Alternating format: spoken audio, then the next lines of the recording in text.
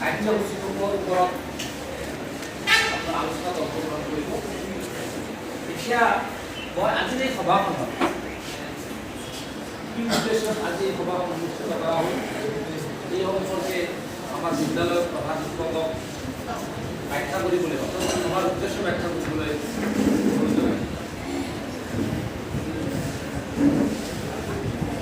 মাননীয় আজিৰ সভাৰ সভাপতি ডাঙৰীয়া, আমাৰ অনুৰোধ ৰক্ষা কৰি উপস্থিত হোৱা ছাত্ৰ ছাত্ৰী পিতৃ মাতৃসকল তথা অভিভাৱকসকল, উন্নয়নত শিক্ষক শিক্ষয়িত্ৰী ছাত্ৰ ছাত্ৰী আৰু পিতৃ মাতৃ আপোনালোকে ছাত্ৰ ছাত্ৰীসকলৰ কি সমস্যা পাইছে আমি জানিব লাগিব, বা আমি আপোনালোকৰ ল'ৰা ছোৱালীৰ কি সমস্যা পাইছে সেইটো আমি আপোনালোকক জনাব লাগে।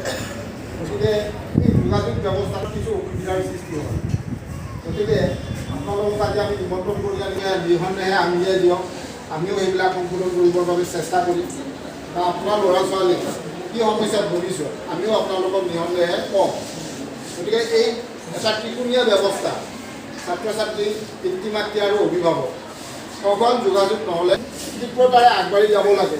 যিমান ভাল ফলাফল দেখুৱাব লাগে সিমান দেখুৱাব নোৱাৰি। কিছুমান কথা আমি নাজানাকৈ থাকোঁ, আপোনালোকে আমাৰ কথা নাজানাকৈ থাকে। আচলতে এনেকৈ সঘনে আমি বঢ়াটো আৱশ্যক। গতিকে তেনে এটা ভাৱ লৈয়ে আমাৰ শিক্ষা বিভাগৰ ফালৰ পৰাও নিৰ্দেশ আছে, বছৰত অন্তত 2-3খন অভিভাৱক সভা আমি আহ্বান কৰিব লাগে। তেওঁলোকক মাতি আমি উমৈহতীয়াকৈ বহি ছাত্ৰ ছাত্ৰীৰ উন্নয়নৰ বিষয়ে আমি কিছু পৰিকল্পনা কৰিব লাগে।